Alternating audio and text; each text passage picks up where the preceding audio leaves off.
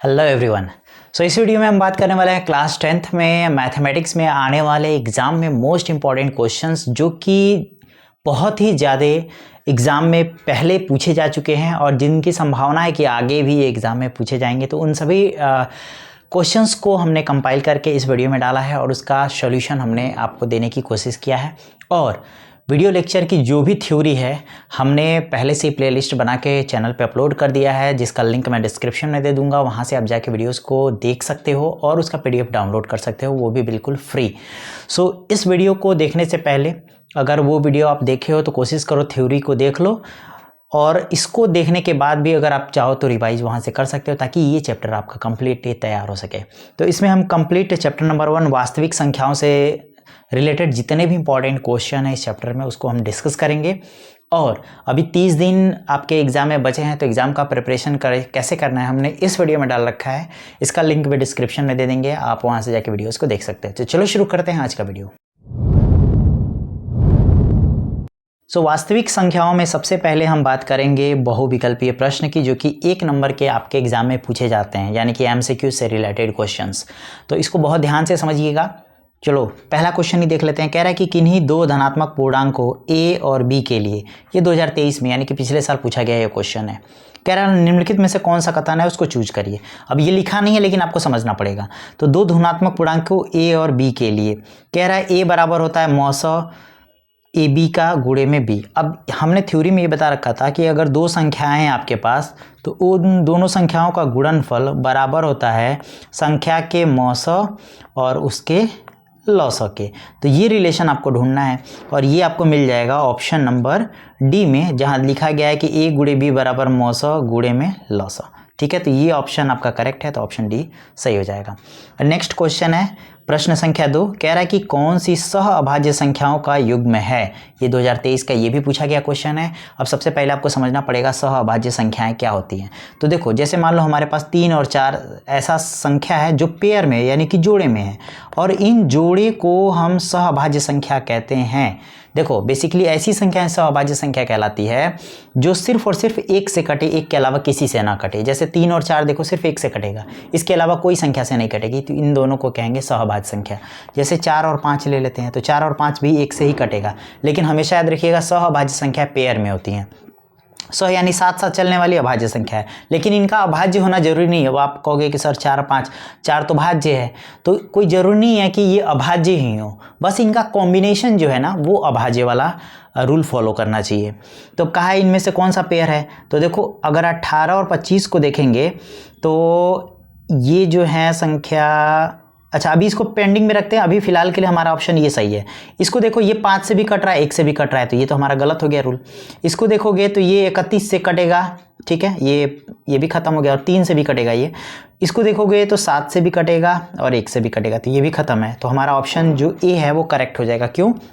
क्योंकि 18 और 25 एक के अलावा किसी संख्या से नहीं कट रही है। ऐसी प्रश्न संख्या 3 है, वह बड़ी से बड़ी संख्या डैश डैश डैश है जिससे 70 125 को भाग देने पर शेषफल क्रमशः 5 और 8 प्राप्त होता है। अब ध्यान देना, यहाँ कह रहा है कि कौन सी संख्या बताओ जिसको इतने से भाग देने पर शेषफल इतना और इतना मिले। शेषफल होता है उसको बारी बारी से संख्या में से घटाते हैं, यानी कि आपको यहाँ लिखना पड़ेगा, मैं यहाँ कलर चेंज कर लेता हूँ। आपको लिखना पड़ेगा कि 70 में से 5 घटाओ, फिर आपको लिखना पड़ेगा 125 में से 8 घटाओ। तो जब 70 में से 5 घटाओगे तो ये हो जाएगा 65, और 125 में से जब आप 8 घटाओगे तो ये संख्या आपको बच जाएगी 117। ठीक है, अब आपको करना ये है कि 65 और 117 का क्या निकाल देना है, मौसा निकाल देना है। जब इन दोनों का आप मौसा निकालोगे तो आपको 13 मिलेगा। ठीक है, मौसा कैसे निकाल सकते हो आप, भाग विधि से या कोई भी तरीका से आप निकाल सकते हो। और मैं यहाँ गुणनखंड विधि से आपको बता देता हूँ। जैसे 65 है, 65 को गुणनखंड विधि से अगर आप लिखोगे तो 5 गुणे में 13 होगा। फिर ऐसे ही अगर 117 को लिखोगे तो 3 गुणे 13 होगा। ठीक है, तो यहाँ देख रहे होगे मौसा आपको निकालने का तरीका मैंने समझा रखा था थ्योरी में, कि जो सबसे कॉमन होता है लेकिन उसकी घात न्यूनतम होनी चाहिए। तो कॉमन तो एक 13 ही देख रहा है, इसलिए 13 जो है हमारा मौसा हो जाएगा। इसलिए उत्तर जो है ऑप्शन 13 करेक्ट है। चलो बढ़ते हैं अगले क्वेश्चन पे।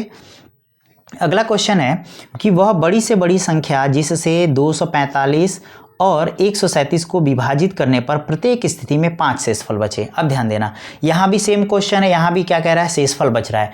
तो इसके लिए सबसे पहला तरीका ये है कि आप शेषफल को उस संख्या में से घटा दो, यानी कि 245 में से आपको 5 घटाना पड़ेगा और 1037 में से भी आपको 5 घटाना पड़ेगा। अब जब इसमें से आप घटाओगे तो ये हो जाएगा 240 और ये हो जाएगा 1032। अब आपके पास नई संख्या आ गई है 240 और 1032। अब आपको इन दोनों का क्या निकालना है, मौसा निकालना है। तो मौसा निकालने के लिए आप इसको कर सकते हो, इसको करोगे 2 गुणे 3, नहीं एक और 2 होगा यहाँ पे, गुणे में 3 गुणे में 5, ये हो गया आपका 240 का गुणनखंड। ऐसे ही जब आप 1032 का गुणनखंड करोगे, आप साइड में यहाँ करके देख सकते हो, जैसे 1032 का अगर आपको गुणनखंड करना है तो आप सिंपली ऐसे कर सकते हो, ये 5 गया, ये 1 बार में गया, ये 6 बार में गया, फिर 2 से निकालेंगे, 2 दूना 4, 2 पचे 10, 2 अठे 16, फिर 2 से निकालेंगे, 2 करने 2, 2 दूना 4, 2 9 18। अब 3 से कटेगा 43 बार में, अब ये 43 से कटेगा 1 बार में, तो इसको लिख सकते हो आप 2 गुणे 2 गुणे 2 गुणे 3 गुणे 43। अब हमने बताया था कि इसको घातों के रूप में भी लिखा जा सकता है, तो 2 पे घात 4 गुणे 3 पे घात 1 गुणे 5 पे घात 1। और इसको जब आप घात के रूप में लिखोगे तो यहाँ 2 पे घात 3 गुणे 3 पे घात 1 गुणे 43 होगा। अब कॉमन ढूंढते हैं, तो कॉमन यहाँ देखोगे तो 2 पे घात 3 जो है सबसे न्यूनतम कॉमन है, यहाँ 3 पे घात 1 है, तो इसको लिख सकते हैं 2 पे घात 3 गुणे 3 पे घात 1। 2 पे घात 3 को लिखते हैं आप 8 और 3 का गुणा करेंगे तो 8 त्रिका 24, यानी कि हमारे पास जो आंसर आ गया है वो है 24, जो कि ऑप्शन सी में है। ऐसे ही बढ़ते हैं अगले क्वेश्चन पे। अगला क्वेश्चन है हमारा, कह रहा है कि 17 5 गुणे 11 गुणे 8 गुणे 2 धन में 2 गुणे 11 एक भाज्य संख्या है।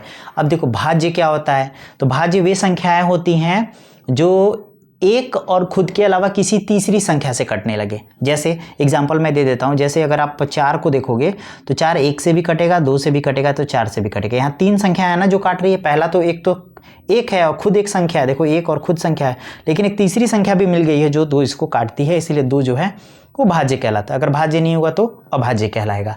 तो कह रहा है बताओ ये भाज्य है कि नहीं है। तो जरा इन संख्याओं को देखें तो यहाँ पर 2 आपको कॉमन दिख रहा है, यहाँ पे और यहाँ पे, तो जब 2 कॉमन करेंगे, अच्छा यहाँ 11 भी कॉमन दिख रहा है, तो यानी 2 गुणे 11। अब यहाँ बचेगा 17 गुणे 5 गुणे में 8 और प्लस में 1 बच जाएगा। क्यों? क्योंकि यहाँ से 2 और 11 हमने कॉमन कर लिया है। अब ध्यान दो, यहाँ से 2 और 11 निकला तो ये दोनों और ये 3 बच गया, ठीक है, और यहाँ से जब दोनों निकल गया है तो सिर्फ एक ही बचा। अब ये देखो कि आपके पास नई संख्या जो है वो ये पूरी है। अब ये संख्या देखो 2 से भी कटेगा, 11 से कटेगा, जो गुणनखंड के रूप में होता है ना उन्हीं संख्याओं से कटती है। तो यहाँ 1 और खुद से तो कटेगा ही, साथ ही साथ 2 और 11 से भी कट रहा है, यानी ये जो संख्या है वो आपकी भाज्य संख्या है। तो कह रहा है कि भाज्य संख्या है तो सत्य है भाई, 5वें का ऑप्शन ए जो है वो करेक्ट हो जाएगा।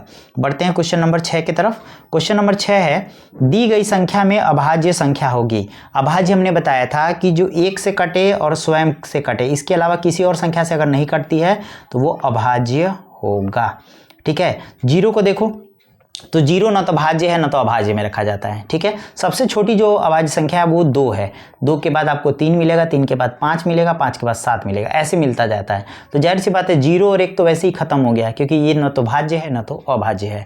2 देखो तो 2 अभी मैंने बताया 2 1 से कटेगा और खुद से कटेगा, इसके अलावा किसी से नहीं कटेगा। 8 को देख लेते हैं, 8 1 से भी कटेगा, 2 से भी कटेगा, 4 से भी कटेगा, 8 से भी कटेगा, तो यहाँ 2 से ज़्यादा संख्या मिली है ना, इसलिए ये अभाज्य नहीं होगा। तो अभाज्य जो है वो हमारा तीसरा ऑप्शन है, ऑप्शन सी। ऐसे ही बढ़ते हैं क्वेश्चन संख्या 7 की तरफ। कह रहा है संख्या 256 का अभाज्य गुणनखंड होगा। अभाज्य गुणनखंड होगा तो गुणा करने पे जो मिल जाए वही अभाज्य गुणनखंड होगा। तो यहाँ देखो, यहाँ है 3 में 2 का गुणा करेंगे 3 दूना 6 और 6 में 13 का गुणा करेंगे तो कभी भी 156 के बराबर नहीं होगा। ऐसे ही इसको देख लेते हैं, तो ये हो गया 13 तियाँ 39 और गुणे में 2 दूना 4, 4 से गुणा करोगे तो 4 9 36 का 6 3 आया, 3 चौके 12, 12 3 15 तो आपका 156 आ गया, यानी कि ऑप्शन बी जो है वो हमारा करेक्ट है। ठीक है, तो प्रश्न संख्या 7 का जो सही आंसर है वो है ऑप्शन बी। चलते हैं प्रश्न संख्या 8 की तरफ। कह रहा है कि यदि 26 156 का लौसा 156 हो तो मौसा का मान क्या होगा। अभी हमने बताया था कि पहली संख्या गुणे दूसरी संख्या बराबर होता है लौसा गुणे में मौसा। मैंने शॉर्ट में लिख दिया लौसा गुणे मौसा, इसी का इस्तेमाल करेंगे। तो यहाँ हो जाएगा 26 गुणे में 156 बराबर हो जाएगा लौसा। लौसा 156 है, मौसा का मान निकालना है तो यहाँ लिख देते हैं मौसा। तो मौसा का मान निकालने के लिए आपको गुणा को इधर भेजना पड़ेगा, तो गुणा किस में बदल जाएगा, भाग में बदल जाएगा। तो सिंपली हो जाएगा मौसा बराबर 26 गुणे में 156 बटे में हो जाएगा 156। अब देखो 156 से 156 खत्म, बचा 26, तो डायरेक्ट मौसा का आंसर हो जाएगा 26, जो कि आपके ऑप्शन बी में है। ठीक है, ऐसे ही बढ़ते हैं क्वेश्चन संख्या 9 की तरफ। ये 2023 का क्वेश्चन है। अच्छा, इसके पहले जो क्वेश्चन था 2022 और 23 दोनों में पूछा गया था, तो ये इंपॉर्टेंट क्वेश्चन, ऐसे क्वेश्चन एग्जाम में पूछे जाते हैं। अब देखो यहाँ कह रहा है दिया गया लौसा, यानी ये जो ब्रैकेट में दिया है ना, इसका मतलब ये पहली संख्या है और ये दूसरी संख्या है, और इसका लौसा बराबर है, यानी ये मान जो है वो लौसा का मान है। ठीक है, और मौसा, तो मौसा भी ये पहली संख्या है, ये दूसरी संख्या, देखो यहाँ भी वही संख्या लिखी गई है ना, तो कह रहा है कि मौसा होगा। तो जाहिर सी बात है पहली संख्या गुणे दूसरी संख्या, पहली संख्या 132 गुणे दूसरी संख्या है 288 बराबर होता है लौसा गुणे मौसा। लौसा दे रखा है 3168 और मौसा का मान बताना है। तो मौसा का मान बताने के लिए आपको ये गुणा में है, इधर भेजना पड़ेगा, भाग में हो जाएगा। तो भाग में होगा तो ये हो जाएगा मौसा बराबर 132 गुणे में 288 बटे में हो जाएगा 3168। ठीक है, अब जरा इसको काट के देख लेते हैं। तो फिलहाल पहले छोटी छोटी संख्याओं से हम काटने की कोशिश करते हैं। इसको काटेंगे, 4 से कटेगा, 4 एकने 4, 4 सत्ते 28, हाँ ये 4 से कट जाएगा, दोनों ऊपर से 4 से कट जाएगा, तो 4 से काटते हैं इसको। 4 से काटेंगे तो 4 सत्ते 28, 7 बार में कटा, बचा 3, 3 36 हो गया, 4 बटे 32, 4 9 36 और 4 दूना 8। इसको भी 4 से काटते हैं, 4 3 12, 4 3 12। अभी भी ये 4 से कट जाएगा, इसको 4 से काटेंगे तो 4 एकने 4, बचा 3, 39 हुआ, 4 9 36, 9 बार में गया, अभी भी 3 बचा, 32 हो गया, 4 8 32। इसको 4 से काटेंगे, 4 7 28, 4 दूना 8। अब इसको देख सकते हैं, ये आपका 33 से ये कट जाएगा, 33 करने 33, 33 से काटेंगे इसको तो 6 बार में जाएगा, 33 छक्के 198। अब 6 से काटेंगे तो इसको कटेगा, 6 करने 6, 6 दूना 12। आंसर आ गया 12। क्यों आंसर आ गया 12? क्योंकि देख रहे हो ये सारी संख्या कट गई, ये भी कट गया, ये भी पूरा कट गया है, तो बचा सिर्फ 12, इसलिए मौसा जो होगा वो 12 हो जाएगा। तो यहाँ डायरेक्ट हम लिखेंगे मौसा बराबर 12, जो कि है आपके ऑप्शन डी में। तो ऑप्शन डी जो है वो करेक्ट हो जाएगा। बहुत ईजी है, आप लगाने की कोशिश करो, डायरेक्ट आंसर आएगा। अब देखो ये क्वेश्चन 22-23 में पूछा गया है। कह रहे कि संख्या 144 के अभाज्य गुणनखंड में अभाज्य गुणनखंडों की घातों का योग, ध्यान देना यहाँ घातों का योग बताना है। तो सबसे पहले हमारी जो 144 संख्या है उसको अभाज्य गुणनखंड के रूप में लिखते हैं। तो देखो 144 का अभाज्य गुणनखंड निकालना है ना, तो आप सिंपली 144 को ऐसे 2 भागों में बांट दो। चेक करो 2 से, 3 से। अब देखो 4 से नहीं चेक करना है, क्यों? क्योंकि जो 2 से कटेगा वो 4 से नहीं कटेगा। ठीक है, फिर 5 से चेक करना है, और 6 से नहीं कटेगा, क्यों? क्योंकि जो 2 3 से कटा होगा वो 6 से नहीं कटेगा। तो ऐसे ही चेक करना है। तो पहले 2 से स्टार्ट करते हैं, तो ये 7 बार में जाएगा, 2 बार में जाएगा, 7 दूना 14 और 2 दूना 4। ठीक है, फिर ऐसे ही फिर दोबारा 2 से चेक करेंगे तो 2 3 6, 1 बचा, 2 छक्के 12। फिर 2 से चेक करेंगे, 18 बार में कटेगा, 2 से चेक करेंगे 9 बार में कटेगा, 3 से चेक करेंगे 3 बार में कटेगा, 3 से चेक करेंगे 1 बार में कटेगा। तो ये है अभाज्य गुणनखंड। देखो 2 जो है 4 बार आया है, 3 जो है 2 बार में आया है। तो डायरेक्ट यहाँ पे लिख सकते हैं कि आप यहाँ पे 144 को लिख सकते हो 2 गुणे 2 गुणे 2 गुणे 2 गुणे में 3 गुणे में 3। देखो हमने वही संख्या लिखी है जो यहाँ नीचे आया था, उन्हीं संख्याओं को उठाकर यहाँ पे गुणा के रूप में लिख दिया है। इसको फर्दर लिख सकते हैं 2 पे घात 4 गुणे 3 पे घात 2। अब कहा है कि यहाँ पे सिंपली क्वेश्चन में कहा है गुणनखंड के घातों का योग। तो घात यहाँ 4 है, यहाँ 2 है, 4 और 2 को जोड़ेंगे तो 6 आएगा, इसलिए ऑप्शन डी जो है वो करेक्ट हो जाएगा। देख रहे हो कितना ईजी क्वेश्चन है। तो बहुत ही ईजी है, इसको लगाने की कोशिश करो और 100% आने वाला है। कुछ क्वेश्चंस को मैं ऐसे ही छोड़ दूंगा क्योंकि आप इस पे खुद प्रैक्टिस करो। जब तक खुद नहीं प्रैक्टिस करोगे ये चीज़ें नहीं आएंगी। चलो अगला क्वेश्चन देख लेते हैं। कह रहा है प्रश्न 11, 2 पे घात 3 गुणे 3 गुणे 5 तथा 2 पे घात 3 गुणे 3, इसका आप लॉसा बता दो। तो लॉसा कैसे निकलेगा? तो हमें सबसे पहले जो दी गई संख्या है उसको लिख लेना होगा। तो 2 पे घात 3 गुणे 3 गुणे 5। अच्छा मैं लिख नहीं रहा हूँ, इसलिए नहीं लिख रहा हूँ क्योंकि आपका टाइम बचेगा, ठीक है, क्योंकि लिखूँगा तो बहुत ज़्यादा वेस्ट हो जाएगा टाइम। आपको पता है कि जो लॉसव होता है वो कॉमन पहले ढूंढते हैं और कॉमन की सबसे बड़ी घात देते हैं। ध्यान देना है, मौसम में सबसे छोटा कॉमन ढूंढते हैं, लॉसव में कॉमन का सबसे बड़ा घात। तो कॉमन का सबसे बड़ा घात जो है वो है 2 पे घात 3, इसको हमने कर लिया। अब 3 और 3 यहाँ कॉमन है तो 3 पे घात तो एक ही है, तो इसीलिए एक ही 3 को रखते हैं। अब कोई कॉमन नहीं है तो हमने बताया था लॉसव में जो कॉमन नहीं होता है उसको भी ले लेते हैं, तो यहाँ 5 को भी ले लेंगे। अब देखो जब 2 पे घात 3 करोगे तो इसका मान आएगा 8, और 5 में 3 का गुणा करोगे तो हो जाएगा 15, और 15 में 8 का गुणा करोगे तो 15 8 120। तो आंसर हो जाएगा ऑप्शन सी करेक्ट हो जाएगा। ये 2023 का क्वेश्चन है। अगला क्वेश्चन है, मैं इसको मिटा देता हूँ, इसको इरेज कर देता हूँ, यहाँ पे ये दिक्कत करेगा। अच्छा ऐसे ही छोड़ देते हैं क्योंकि इरेज करने पे जो मैंने डिलीट किया था वो सारा पोर्शन आ जा रहा है। कह रहा है एक शून्येतर परिमेय संख्या एवं अपरिमेय संख्या का भागफल। शून्योत्तर यानी कि जिसका मान शून्य नहीं होता, शून्य के उत्तर यानी शून्य के बाद वाली संख्या, तो जाहिर सी बात है धनात्मक संख्याएं होती हैं। कह रहा है परिमेय संख्या एवं अपरिमेय संख्या का भागफल। पहले कह रहा है परिमेय एवं अपरिमेय संख्या का भाग। तो कभी भी ध्यान दो, जब भी हम अपरिमेय संख्या से भाग देते हैं ना तो वो अपरिमेय संख्या से ही अपरिमेय संख्या ही मिलती है। जैसे मान लो परिमेय संख्या हमारे ये हो गई 2 और अपरिमेय संख्या हो गई करड़ी में 2।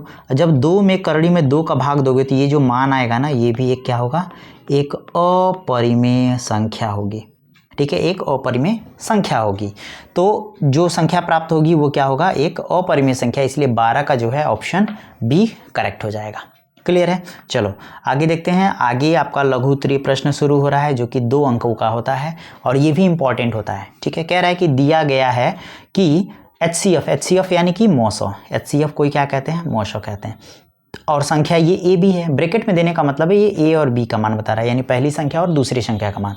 इसका मौसौ जो है 51 है और लॉसौ का मान ज्ञात करना है। तो हमने अभी बताया था कि पहली संख्या गुणे दूसरी संख्या बराबर लॉसौ गुणे में मौसौ। आपको सिंपली इसी पैटर्न को फॉलो करना है। तो पहली संख्या है 255 और दूसरी संख्या है 867 बराबर यहाँ पे दे रखा है मौसौ, तो यहाँ पे लॉसौ का मान निकालना है। तो लॉसौ को ऐसे ही रख देते हैं और मौसौ के मान को 51 रख देते हैं।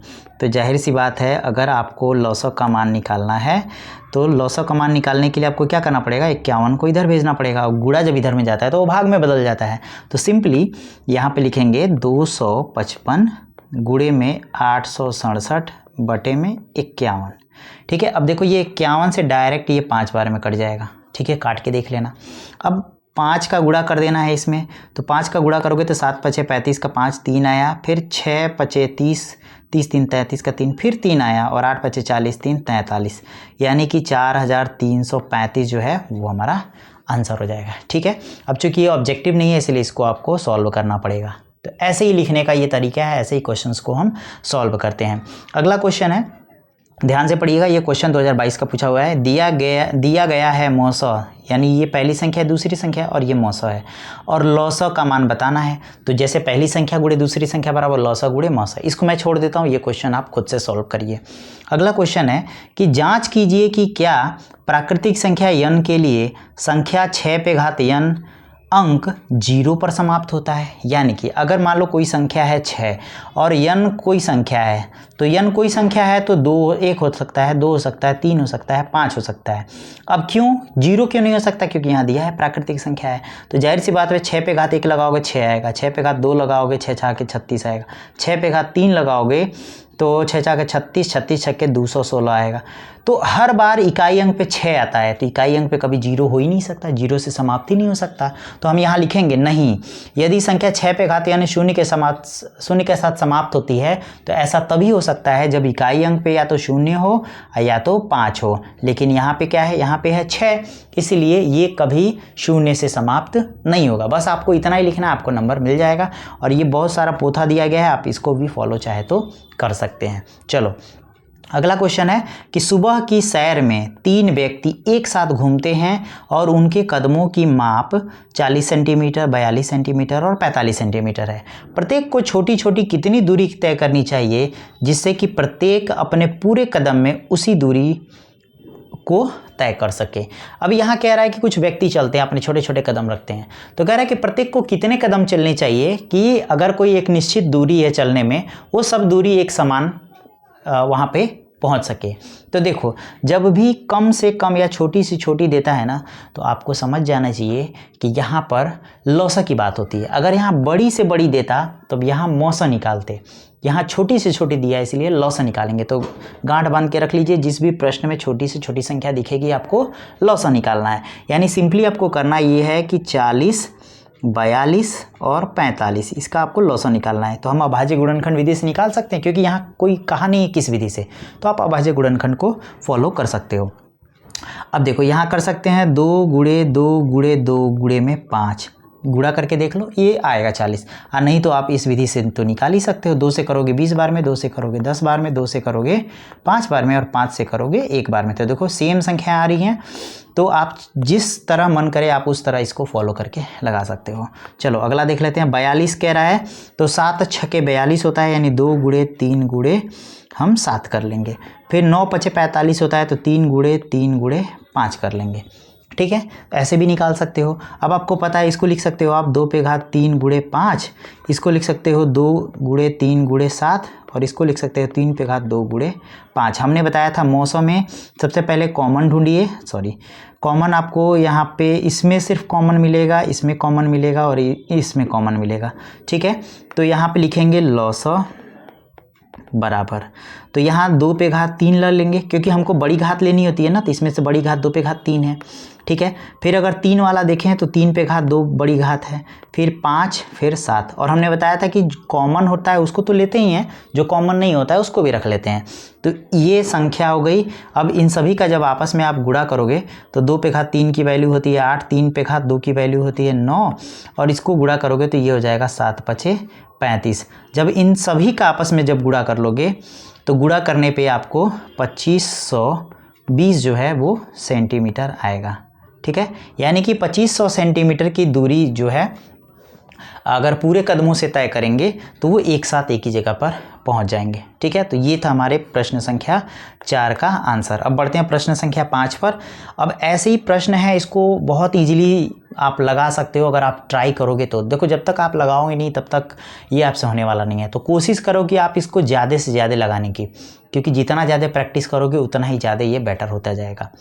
अगला क्वेश्चन है, कह रहा है कि किसी खेल के मैदान के चारों ओर एक वृत्ताकार पथ है, जैसे खेल का मैदान है और ऐसे चारों तरफ ऐसे रास्ता है। ठीक है, कह रहा है कि इस मैदान का एक चक्कर लगाने में सोनिया को 18 मिनट लगते हैं, जबकि उसी मैदान का एक चक्कर लगाने में रवि को 12 मिनट लगता है। तो मान लीजिए दोनों एक ही स्थान और एक ही समय पर चलना प्रारंभ करके एक ही दिशा में चलते हैं, तो कितने समय बाद वह पुनः प्रारंभिक स्थान पर पहुंच जाएंगे। यानी कि ये रास्ता है ना, तो यहाँ से सोनिया चलना शुरू करती है, इसको 18 मिनट लगता है एक चक्कर, यहाँ से रवि चलना शुरू करता है, इसको लगता है 12 मिनट।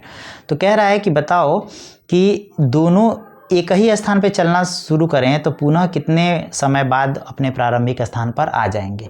तो ध्यान देना, वो कम से कम समय होता है। यहाँ भी क्या होता है, यहाँ भी हमको संख्याओं को कम से कम समय में लेके चलना होता है।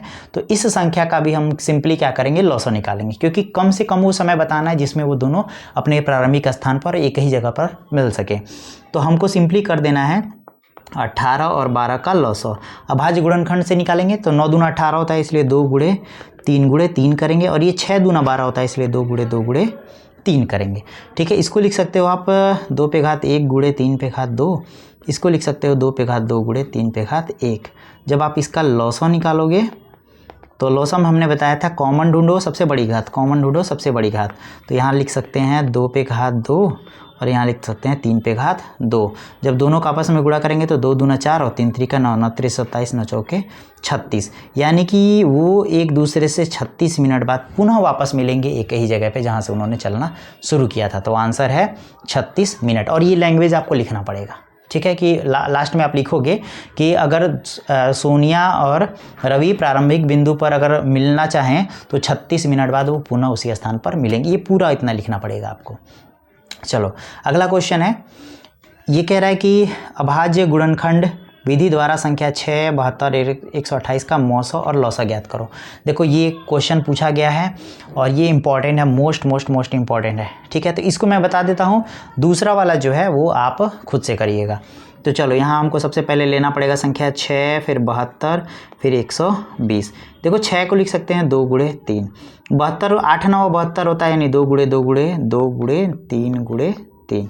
फिर ये होता है 20 छक्के 120, यानी 2 गुणे 2 गुणे 2 गुणे में 3 गुणे में 5। अब देख लो, इसको गुणा करके देख लेते हैं। 2 दूना 4, दूना 8, 8 त्रिका 24, 24 पचे 120। ठीक है, अब इन संख्याओं को अगर घात के रूप में लिखना चाहोगे तो इसको लिख सकते हो 2 पे घात 3 गुणे 3 पे घात 2।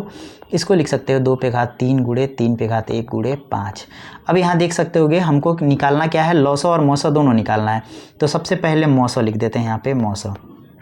अब यहाँ आपको ध्यान देना है, मौसा में जितनी संख्याएं रहती है, जैसे यहाँ 3 संख्या है ना, तो सब में कॉमन देखना है। तो यहाँ देखो 2 यहाँ भी है, 2 यहाँ भी है, 2 यहाँ भी है, लेकिन कॉमन के साथ साथ सबसे छोटी घात लेते हैं, और सबसे छोटी घात आपको दिखेगा सिर्फ 2 पे घात 1, तो यहाँ हो जाएगा 2।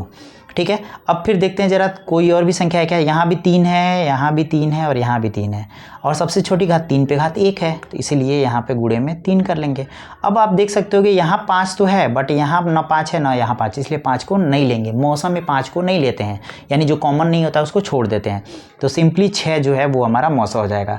लेकिन लौसा के केस में जो कॉमन मिला उसको तो लेंगे, साथ ही साथ कॉमन में सबसे बड़ी घात लेते हैं, यानी जो यहाँ 2 कॉमन आपको दिख रहा है, तो सबसे बड़ी घात 2 पे घात 3 है, इसलिए लौसा में आप 2 पे घात 3 लोगे। फिर अगर आप मौसम में देखोगे तो मौसम में आपको 3 पे घात 2 दिख जाएगा, सबसे बड़ी घात ये है, इसलिए यहाँ पे 3 पे घात 2 ले लेंगे। और जो कॉमन नहीं होता है उसको भी यहाँ एज इट इज़ रख लेते हैं, तो यहाँ 5 भी रखेंगे। जब आप सबका गुणा करोगे तो 2 पे घात 3 का मान होता है 8, 3 पे घात 2 का मान होता है 9, और यहाँ पे 5, 8 पचे 40, यानी 40 में 9 का गुणा करेंगे, 9 त्रिक 27, 9 चौके 36, तो 360 जो है वो हमारा आंसर हो जाएगा। क्लियर है, तो इसका लौसा जो है 360 और मौसा जो है वो 6 है। दोनों संख्याएं पूछा था, हमने दोनों निकाल दिया। अगला प्रश्न संख्या 7 है, अभाज्य गुणनखंड विधि द्वारा संख्या 96 और 404 का मौसा ज्ञात कीजिए, फिर इसका लौसा ज्ञात कीजिए। तो जो अभी हमने तरीका बताया उसी तरीके को फॉलो करके आप इस प्रश्न का भी उत्तर दे देंगे। देखो वीडियो काफ़ी लंबा हो जाएगा, इसलिए मैं इस प्रश्न को हल नहीं करा रहा हूँ, बिल्कुल ऊपर वाले तरीके से ही इसको आप लगा सकते हो। ठीक है, प्रश्न संख्या 8 कह रहा है कि संख्या 3820 के गुणनखंडों का गुणनखंड वृक्ष बनाकर अभाज्य गुणनखंड लिखिए। देखो गुणनखंड वृक्ष बनाने के लिए ना आप सबसे पहले यहाँ संख्या लिख लो 3, 8, 2 और 5, और पहले इस विधि से साइड में निकालो। ये रफ का काम है, इसको फेयर में नहीं करना है, इसको रफ में करना है।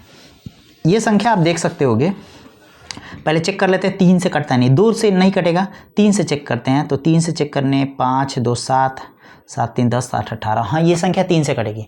देखो 3 से कटने का नियम होता है, उसी को मैंने चेक किया है। 3 से कटने का नियम है कि अगर अंकों को हम जोड़ने पर अगर 3 से वो कटता है तो पूरी संख्या 3 से कट जाती है। तो अंकों को जोड़ने पर 18 3 से कटता है, यानी पूरी संख्या 3 से कटेगी। तो यहाँ जब 3 से काटेंगे तो 1 बार में कटेगा, ये 2 बार में कटेगा, ये 7 बार में कटेगा और ये 5 बार में कटेगा। यानी कि जो 3, 8, 2, 5 है उसको हम 3 और बचा कितना 1275 इस तरह वृक्ष के रूप में ऐसे बना सकते हैं। ठीक है, फिर आप देखोगे ये 1275 किससे कट रहा है, तो 1275 अभी भी 7, 3, 10, 5, 15, ये अभी भी 3 से कटेगा। तो 3 से कटेगा, 3 चौक के 12, 3 दूना 6, 3 पचे 5, 3 पचे 15, तो 3 से कटेगा, कितनी बार में कटा है 425 बार में। तो हम इसको वापस से ऐसे लिख सकते हैं।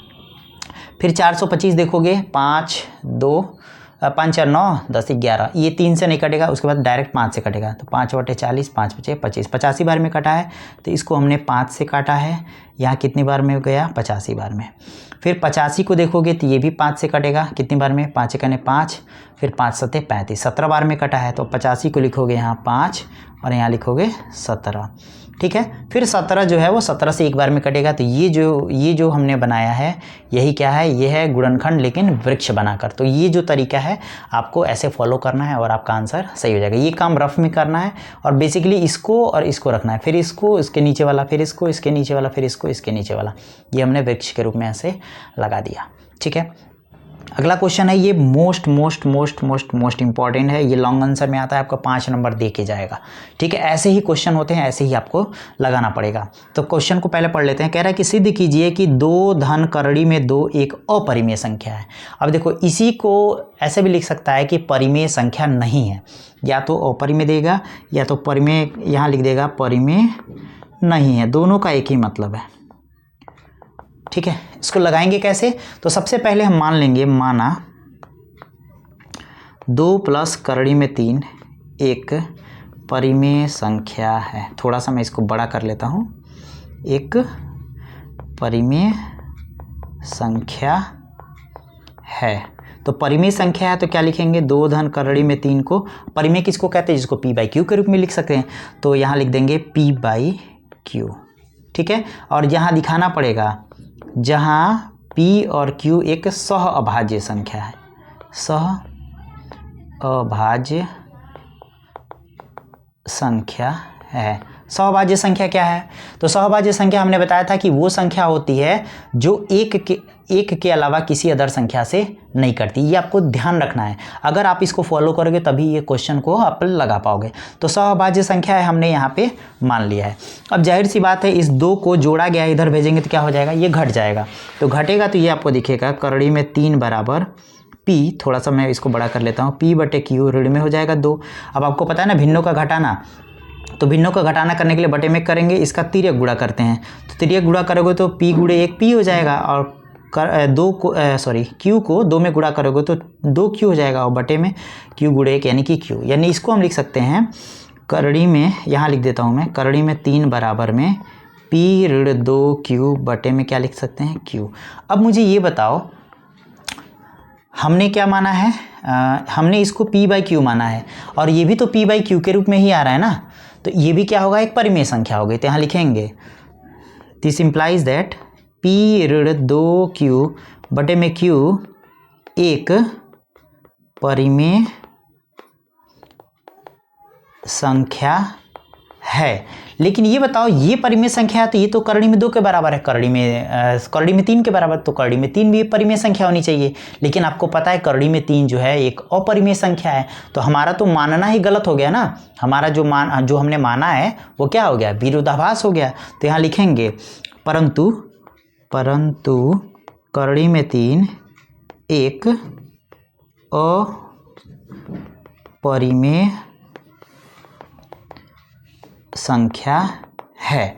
ठीक है, अब अपरिमेय संख्या हो गया तो हमारे मानने का ये क्या हो गया, विरोधाभास हो गया। जो मानने लिख देते हैं, मानने का विरोधाभास है। अतः जो हमने माना है वो गलत है, यानी 2 करड़ी में 3 एक अपरिमेय संख्या है, एक अपरिमेय संख्या है। ऐसे ही पूरा आपको लिखना पड़ेगा, ठीक है, तभी नंबर आपको मिलेगा। क्लियर है? तो इतना चीज़ समझ में आ गया। अब चलते हैं आगे। यहाँ कह रहा है कि सिद्ध कीजिए कि करड़ी में 2 एक अपरिमेय संख्या है। ठीक है, ये देखो कितनी बार पूछा है, ये मोस्ट इंपॉर्टेंट क्वेश्चन है। या फिर इसी को ऐसे भी पूछ सकता है, सिद्ध कीजिए करड़ी में 2 एक परिमेय संख्या नहीं है। हमने कहा अपरिमेय जो संख्या होता है वो परिमेय संख्या नहीं होती। ऐसे भी क्वेश्चन को पूछा जा सकता है। तो क्वेश्चन सॉल्व कैसे करोगे, तो जैसे ऊपर वाला हमने सॉल्व किया, इसको भी ऐसे ही मान के सॉल्व करेंगे। ठीक है, तो इसको भी मैं लिखते चलता हूँ। सबसे पहले आपको मानना पड़ेगा, माना करड़ी में 2, एक काम करते हैं इसको साइड में मान लेते हैं, क्योंकि यहाँ जगह नहीं है। तो जगह नहीं है तो थोड़ा सा गड़बड़ हो जाएगा, इसलिए इसको ऐसे जगह सॉल्व करते हैं जहाँ पे बहुत सारा जगह है। जैसे यहाँ बहुत सारा जगह दिख रहा है, तो यहाँ मैं कर लेता हूँ इसको। तो यहाँ लिखेंगे माना करड़ी में 2 एक परिमेय संख्या है। ठीक है, तो करड़ी में 2 परिमेय संख्या, तो करड़ी में 2 को हम p बटे क्यू के रूप में लिख सकते हैं। अब दोनों पक्षों का वर्ग कर दो। जब दोनों पक्षों का वर्ग करोगे तो करड़ी में 2 पे घात 2 हो जाएगा, और यहाँ p पे घात 2 और q पे घात 2 हो जाएगा। अब ये आपको पता है, जब करड़ी में 2 का वर्ग करोगे तो ये सिर्फ 2 हो जाएगा, बराबर p हो जाएगा, q हो जाएगा। अब आपको ये पता है कि जब यहाँ गुणा करोगे तो ये हो जाएगा 2q² बराबर में p²। क्लियर है। अब एक चीज़ यहाँ पे आपको ध्यान देना है, यहाँ पर आपको दिख रहा होगा कि यहाँ पर 2 का गुणा क्यू में कर रहे हो तब आपको p पे घात 2 का मान मिल रहा है। यानी जो 2 है ना वो p स्क्वायर को काट देगा, यानी p पे घात 2 को काट देगा। यानी कि करड़ी जो 2 है वो p पे घात 2 को क्या करता है, विभाजित करता है। तो यहाँ लिखेंगे अतः मतलब ये इसी का मान है, अतः या दिस इम्प्लाइज दैट 2 p घात 2 को विभाजित करेगा। अब देखो जब p पे घात 2 को विभाजित करेगा ना तो ये q को भी विभाजित करेगा। सॉरी ये p पे घात 2 है, मैंने गलती से इसको q लिख दिया है, यहाँ p बना लो, यहाँ पे आपको p बनाना पड़ेगा। तो ये क्या करेगा, ये p को भी विभाजित करेगा, p को भी विभाजित करेगा। अच्छा ऐसा क्यों हुआ, ऐसा इसलिए हुआ, जैसे समझो अगर मान लो 5 जो है वो 25 को विभाजित करता है और 25 को क्या लिख सकते हैं, 5 पे घात 2 लिखते हैं ना, तो 5 को भी तो विभाजित करेगा ना। ऐसे ये हमने मान लिया है। अब वापस से हमको यहाँ मानना पड़ेगा, माना थोड़ा सा और हमको इस क्वेश्चन को थोड़ा सा और बढ़ाना पड़ेगा।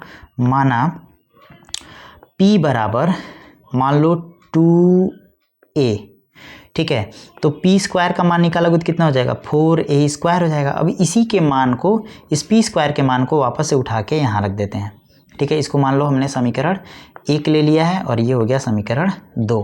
तो समीकरण 1 को 2 में रखेंगे तो ये हो जाएगा 2q स्क्वायर बराबर में 4a स्क्वायर। अब देखो 2 से इधर 2 से 4 को काटना चाहो तो 2 बार में काट सकते हो, तो यहाँ डायरेक्ट हम लिख सकते हैं, यहाँ मैं बराबर करते लिखते जाता हूँ, जगह नीचे नहीं है, आप इसको नीचे ही लिखना।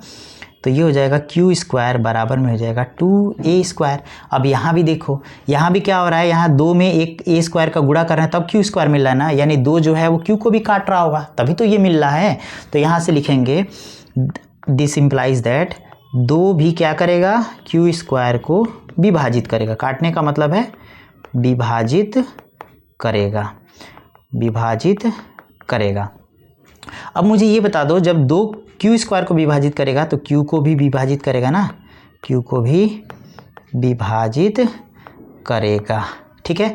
अब ये बताओ, एक संख्या 2 है जो q को भी विभाजित कर रहा है और एक संख्या 2 है p को भी विभाजित कर रहा है, और हमने क्या मान रखा है, करड़ी में 2 जो है वो p बटे q है, और p बटे q में जो p और q होता है वो क्या होता है, वो सहअभाज्य संख्या होता है। अब आपको पता है सहअभाज्य संख्या होने की कंडीशन क्या है, जो एक के अलावा किसी से ना कटे, लेकिन यहाँ 2 ऐसी संख्या मिल रही है जो p को भी काट रहा है और q को भी काट रहा है, तो ये तो हमारे मानने का उल्टा हो गया ना। अतः यहाँ से लिखेंगे अतः हमारा मानना गलत है, यानी करड़ी में 2 क्या होगा, परिमेय नहीं, एक अपरिमेय संख्या होगी, ठीक है। ऐसे ही आपको लिख लेना है तभी आपको नंबर मिलेगा। समझ में आया है कैसे हमने किया है, तो बस इसको बहुत ध्यान से पढ़ लीजिएगा। अगर नहीं समझ में आएगा तो वीडियो को दोबारा से रिवाइंड करके देख लीजिएगा, डेफिनेटली ये समझ में आएगा। अब चलते हैं वापस से। तो हमने ये वाला क्वेश्चन को सॉल्व किया है, नीचे ये वाले क्वेश्चन को हमने सॉल्व किया। सीधे कीजिए, करड़ी में 2 एक परिमेय संख्या नहीं है, ठीक है। अब कह रहा है कि दिखाइए कि 5 करड़ी में 2 एक अपरिमेय संख्या। सेम ऐसा ही क्वेश्चन है, यहाँ भी क्या करेंगे, 5 करड़ी में 2 को p बटे q के रूप में मान के लेके चलेंगे, जहाँ p और q क्या होगा, सहअभाज्य संख्या होगा। इसको भी आप एज इट इज सॉल्व कर सकते हो, ठीक है। फिर उसी तरह दिखाया गया है कि दिखाइए 5 ऋण 2 एक अपरिमेय संख्या है, इसको आप ऐसे कर लेना जो ये हमने यहाँ बताया है, ठीक है। फिर कह रहा है कि सिद्ध कीजिए कि 5 धन करड़ी में 3 एक अपरिमेय संख्या। ये पहले वाले एग्जाम्पल की तरह ही है, तो इसको भी बताने की जरूरत नहीं। ये देखो सारा पूछा गया क्वेश्चन, सब मोस्ट इंपॉर्टेंट क्वेश्चन है, तो इसको आपको करना ही पड़ेगा। फिर यहाँ कह रहा है कि दिखाइए 3 करड़ी में 2 एक अपरिमेय संख्या। ये देखो 2020 और 22 में पूछा गया क्वेश्चन है, ये 2024 के लिए इम्पॉर्टेंट होगा, ठीक है। इसको लिख लो, तो ना होगा तो मैं इसको करा ही देता हूँ, कर लीजिएगा। यहाँ मैं लिख देता हूँ कि माना 3 करड़ी में 2 एक परिमेय संख्या है। तो जब परिमेय संख्या है तो इसको लिख सकते हैं 3 करड़ी में 2 बराबर में p बटे q, जहाँ p और q क्या होगा, एक सहअभाज्य संख्या होगा, ठीक है। क्या होगा, सहअभाज्य संख्या। क्लियर है? इसको लिख सकते हो P बटे Q के रूप में, जहाँ P और Q सहभाज्य संख्या है। ठीक है, अब यहाँ लिख देते हैं सहभाज्य संख्या है। तो 3 यहाँ अगर गुणा में है तो गुणा को इधर भेजेंगे तो किस में बदल जाएगा? भाग में। तो ये हो जाएगा करड़ी में 2 बराबर P बटे 2Q। अब ये बता दो, जब P बटे Q परिमेय संख्या है तो P बटे 2 रूट Q भी क्या होगा? एक परिमेय संख्या होगा। ठीक है, तो यहाँ लिखेंगे, चूँकि ये नीचे से आपको लिखना है, चूँकि मेरे में जगह नहीं इसलिए मैं यहाँ से लिख रहा हूँ। चूँकि P, Q और 2 क्या है? एक पूर्णांक है। ठीक है, पूर्णांक है। अतः P बटे 2Q भी क्या होगा? एक परिमेय संख्या होगा, एक परिमेय संख्या होगा। बट, लेकिन, यहाँ लिखेंगे लेकिन अब जरा यहाँ देखो, ये परिमेय संख्या तो है लेकिन इसका मान किसके बराबर? करड़ी में 2 के मान के बराबर। और अभी हमने करड़ी में 3 जैसे प्रूफ किया परिमेय संख्या, वैसे करड़ी में 2 भी अपरिमेय संख्या है। लेकिन करड़ी में 2 क्या है? एक अपरिमेय संख्या है। इसलिए जो हमने मान के चला था वो क्या हो गया? हमारा गलत हो गया। तो यहाँ लिखेंगे अतः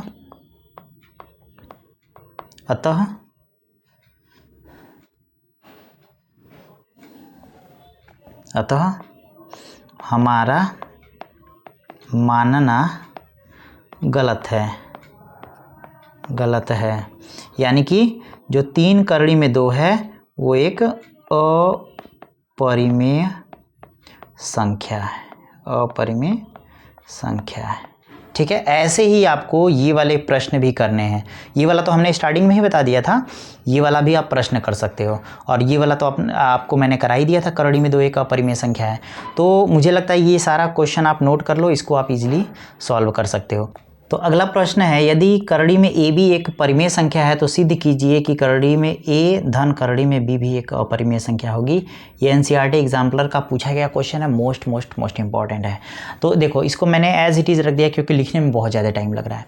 तो सबसे पहले हमको मानना पड़ेगा, हमने मान लिया कि माना करड़ी में ए करड़ी में बी जो है वो एक परिमेय संख्या है। अब जब परिमेय संख्या है तो जाहिर सी बात है इसको P बटे Q के रूप में लिखा जा सकता है। तो हमने मान लिया एक ऐसा पूर्णांक है R जिसको करड़ी में A धन B बराबर R के बराबर लिखा जा सकता है।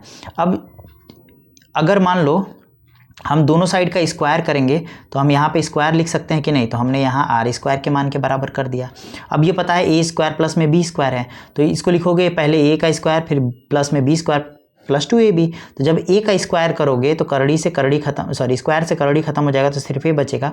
फिर B का भी स्क्वायर करोगे करड़ी के साथ तो B से भी करड़ी खत्म हो जाएगा तो सिर्फ B बचेगा। और 2AB होता है तो 2 हो गया करड़ी में A इंटू करड़ी में B, तो करड़ी आपस में अंदर चला जाता है तो 2 करड़ी में AB हो गया। इसका मान हो गया R स्क्वायर के, जैसे हमने कि A प्लस बी का होल स्क्वायर वाला फार्मूला यहाँ पे लगाया। अब ये मत सोचिएगा ये कहाँ से आएगा, ये फार्मूला लिखा गया है। ठीक है, अब देखो, अब जब इसको हम इधर भेजेंगे तो घटने के लिए जाएगा, क्योंकि जो चीज़ें जुड़ती हैं बराबर के उधर जाने पे घट जाती हैं। तो R स्क्वायर माइनस में A माइनस में B हो जाएगा। ठीक है, अब यहाँ 2 गुणा में है तो 2 हमने क्या कर दिया? भाग में लिख दिया। अब जैसे R एक पूर्णांक है यानी कि परिमेय संख्या के रूप में होता है, क्योंकि हर एक पूर्णांक परिमेय संख्या होती है। तो जब इसमें से कोई संख्या घटाएंगे और उसको बटे में भी लिखेंगे, क्योंकि ये सब अलग अलग क्या है? पूर्णांक है, तो ये पूरा भी क्या होगा? एक पूर्णांक के रूप में होगा। ठीक है, पूर्ण संख्या पूर्णांक के रूप में होगी, जिसको हम क्या कहते हैं?